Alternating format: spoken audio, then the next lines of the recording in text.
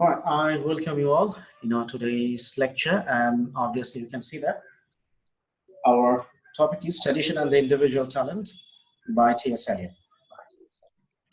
It's a very important essay written by CS Eliot, and it's one of his seminal work, which has a huge influence on the writers and especially on the critics, and also to the on the writers, so that they can determine that how they should have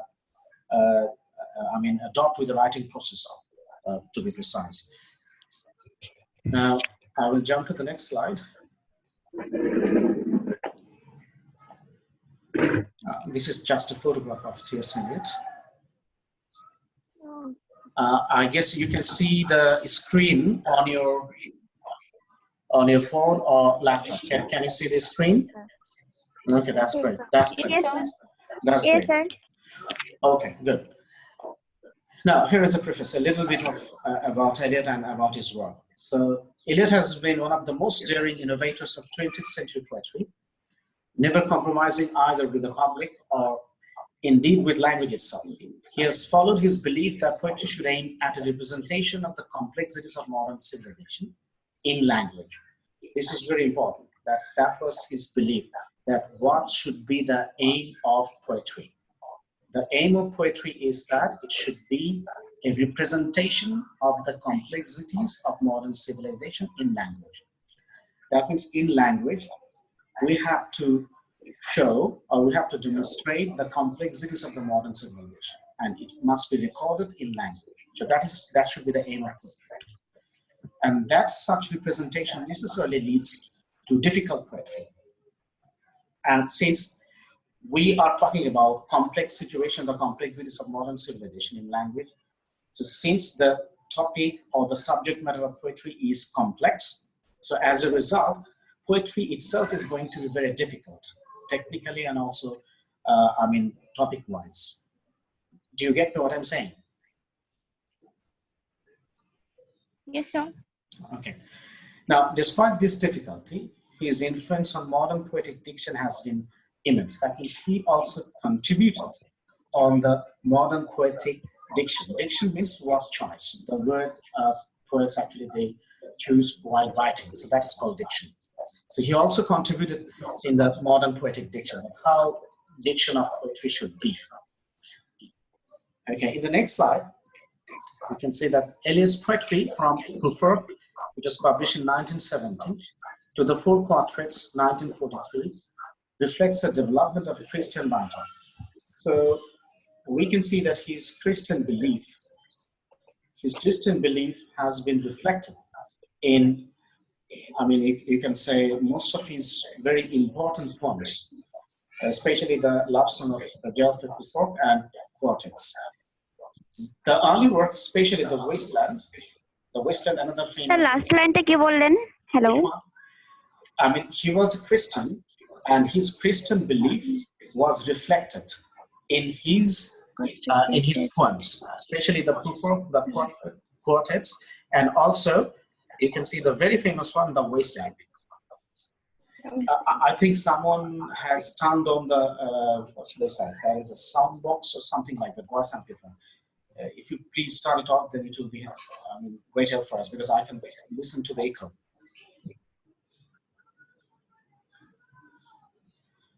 Okay. Now, the Wasteland is essentially negative. Negative in that sense, that means it talks about the negativity about the modern civilization, because he was very much, you can say, affected by the First World War. And you know, the First World War, it started in 1914 and ended in 1918. So, and the Wasteland, it was written in 1922. So the complexities of the modern man, modern life, and also all the negative emotions, or we can say the negative aspects of the modern civilizations, have been demonstrated or manifested in the Wasteland. The expression of that horror from which the search of a higher world arises. So we can see the horror of the modern civilization in his poems, especially in the Wasteland, and through these demonstration of horror, he wants to reach to a higher world, something, a different world. It's not like the regular world that we're talking about. Okay, so he wanted to portray the complexities of the modern civilization in his poems, and through that he wanted to reach to a higher world. Okay, in the next slide, you can see in his essays, especially the later ones, Eliot advocates a traditionalism in religion, society, and literature that seems at odds with his pioneer activity as a poet. Now, sometimes we can see that the way actually he talked about that how poetry should be in his essays as a critic, we can sometimes see that in his poetry we don't find those things. Like it's whatever he preached, or you can say some of the things that he preached in his text as a critic, he himself didn't follow those things while actually he was writing or composing poetry. So that you can see it's a kind of duality or dualism that we can see in his character as a critic or as a poet. But this is not our point of discussion. What we want to say that he advocated traditionalism. And the traditionalism will come to the definition of traditionalism later. But for our very common understanding, we can say that traditionalism means what the past writers or authors, what they have, you can say, what it, left for us. So as a writer, we should follow those traditions, and then accordingly we can write, we can use those traditions, and we can use those ideas while actually we are writing our own stuff or creating something new. So that means he has tried to establish a correlation between the past and the present. That means you have to be influenced by the past, and you have to take the past, and you can invest those past into the present situation. So that is the idea of his traditionalism. And he says that this traditionalism must be followed in religion, in society, and also in literature. But although Eliot of Notes to Us the Definition of Culture, which was published in 1948, is an older man than the poet of the wasteland, it should not be forgotten that for Eliot, tradition is a living organism comprising past and present in constant mutual interaction. So that is the thing that I have already mentioned just in a while. Here you see, it says that for Eliot, tradition is a living organism. So for Eliot, tradition is not something which is dead. That is something which is living. It has a life. And comprising past and present. That means, especially, or you could say generally, by tradition, we mean that what is said, what has been done in the past. That we call tradition. But here, for Eliot, that tradition is from the past, and also he can feel the presence of that past in the present time. So it is past, and at the same time, it is present.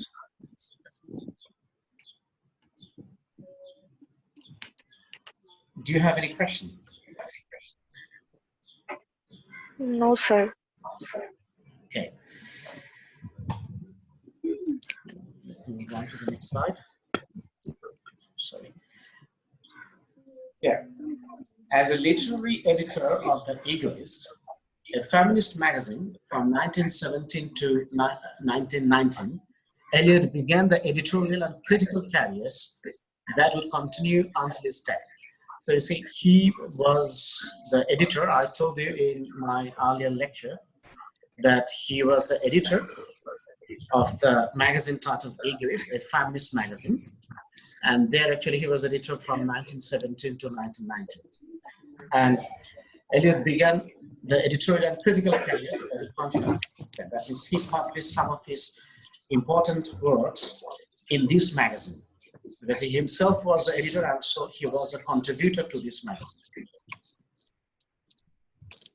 In 1919, two of his most influential pieces of criticism appeared. The first one is Tradition and the Individual Talent, advocated the depersonalization of poetry and the redirection of interest away from the poet's personality to the poem, the process, and the tradition to which the poem belonged. So you see, in the Tradition and the Individual Talent, here actually he advocated, or you can say he promulgated the idea of depersonalization. Can anyone tell me that? What do you mean? I mean, just use your, knowledge and just give me the idea that what is depersonalization from the very word? What do you understand by it? Depersonalization. What's your understanding of it? This is a new word to me. We don't have any idea. Okay, it's a new word, but look at the word very carefully. What is the main, the core word here? What is the core? Personalization. Personalization. That is personal. That is the word. From personal, we have got personalize. From there, personalization. Now we have D. Depersonalization. What does it stand for? Depersonalization. Can you tell me now? What does it mean? D. Do you understand the meaning of the word D? Negative word.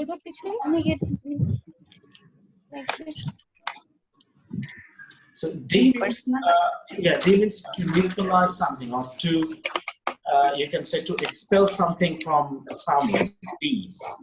To strike something out. To negate something, you can say, depersonalization. Personalize means when you make something very personal, right? Did you get the point that I'm saying?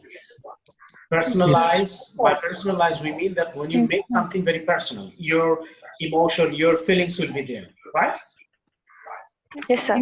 As we have seen in the romantic poetry, that the importance of self or me is there in the romantic poetry.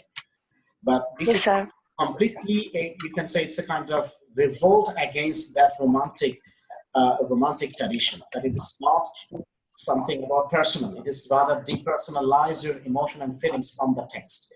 That means when you write a poem, you cannot invest your own emotion and feeling in the text. You have to depersonalize those things, and you have to write it something which will be very objective and applicable for everybody. Understood? Yes, sir. Okay. All right. Now I will move on to the next slide.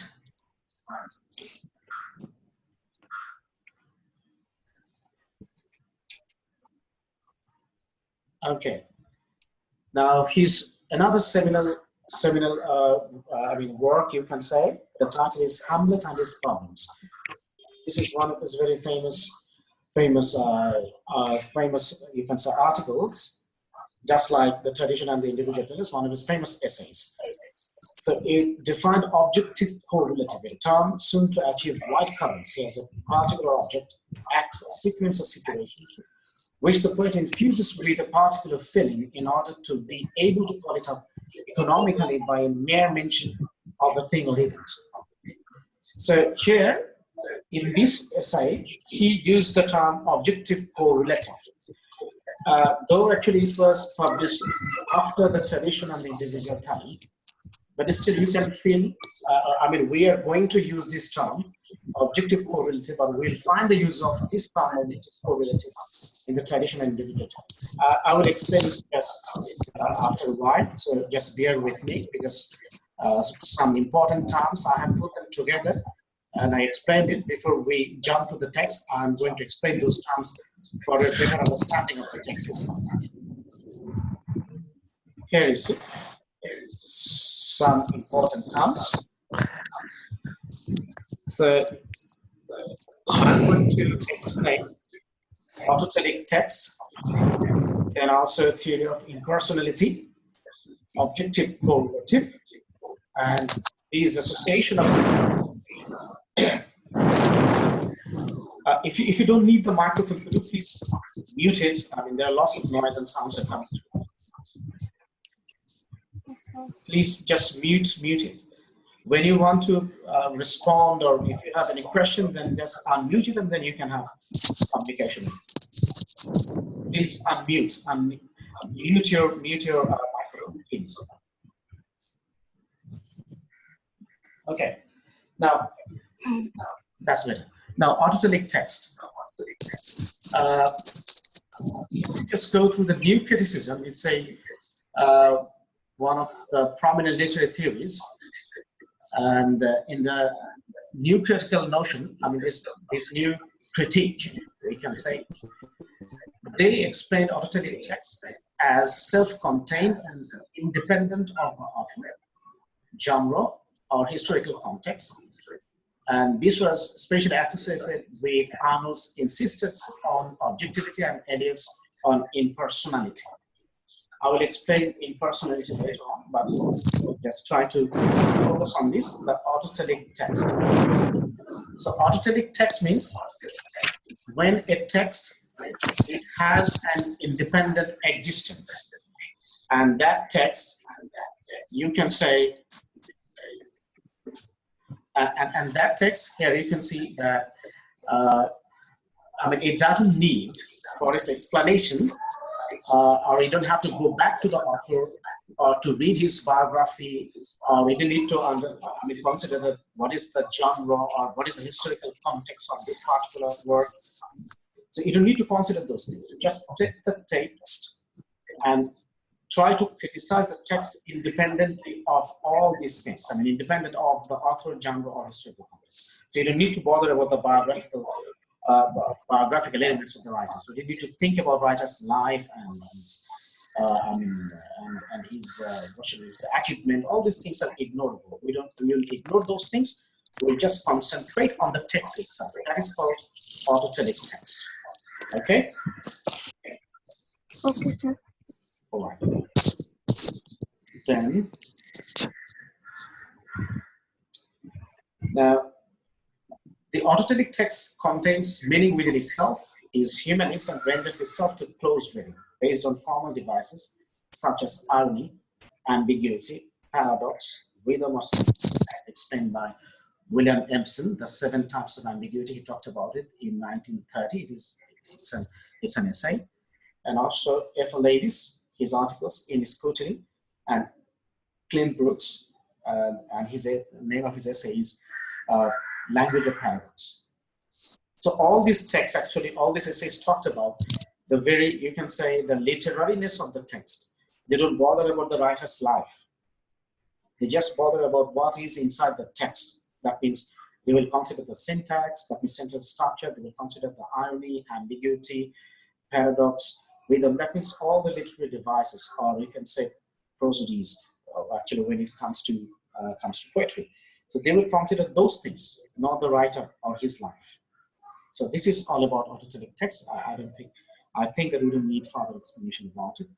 Then we can go back, jump to the next slide, and the next idea, that is theory of impersonality. Okay, now theory of impersonality refers to the concept of impersonal relationship between a man as a poet and as a general man. So you need to consider, you see, the theory of impersonality refers to the concept of impersonal relationship between a man as a poet and as a general man.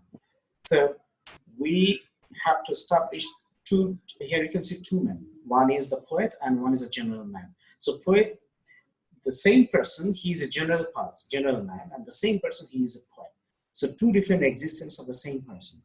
So according to the renderer of this concept, T.S. Eliot, that is T.S. Eliot said, a poet should have 2 distinct personalities. That he as a poet should uphold no any relation with that of his personal self while composing his poetry. That I've already told you, that he is a general person, general man, and he is a poet. That means when a poet, or when a person is a poet, he must not bring his personal issues, personal feelings and emotions to the text as a general man. Do you understand what I'm saying? Yes, sir. That means a person is a person, general man, and when he composes or when he writes something, then he is a poet or he is a writer.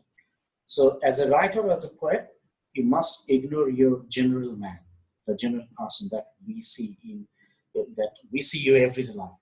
So we have to ignore that person. So your biographical element will not be infused into your writings. That will be completely objective and impersonal. It's just like the depersonalization.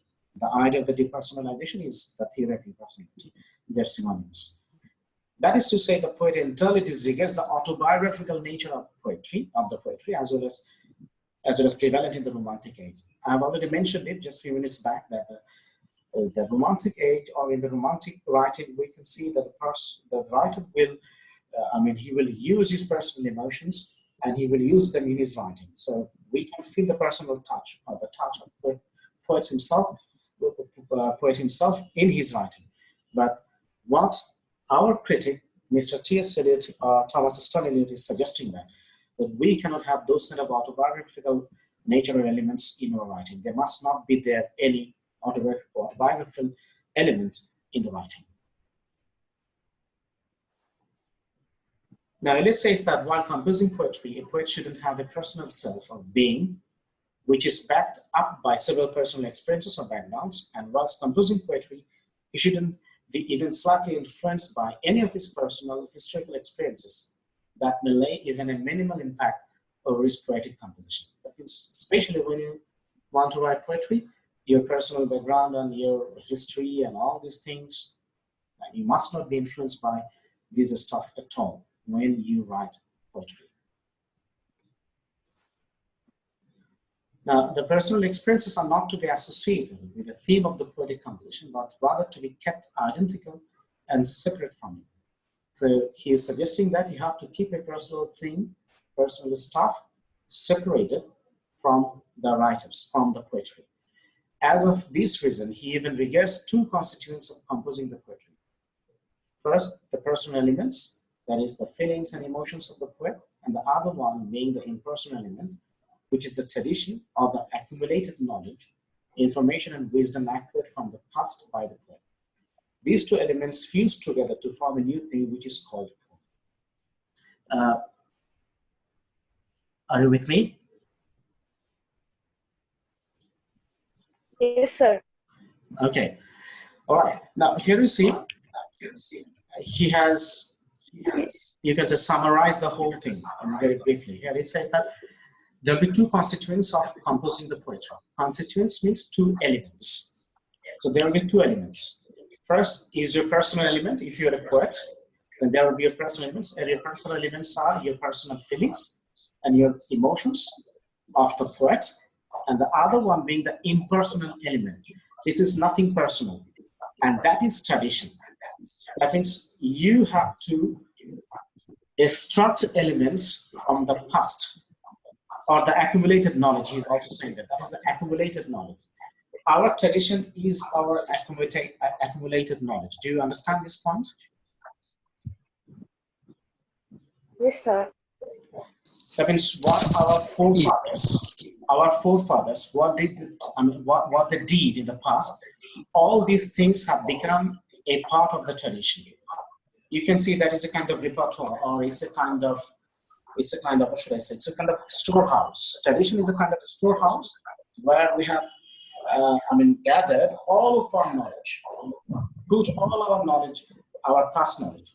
And now, as a writer, I can get something from this accumulated knowledge. I can collect something from there, any information or wisdom, and then I can mingle those things with my personal emotion, and then that we will call a poem. Now you understand what does it mean?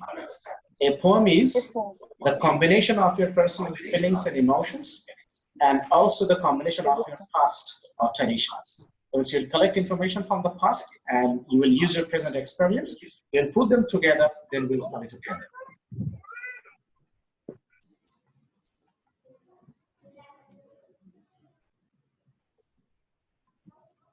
Okay, now the next term, objective correlative. I've already mentioned that this objective correlative, it was mentioned in his later work, not in the traditional individual talent, but this is very important for understanding.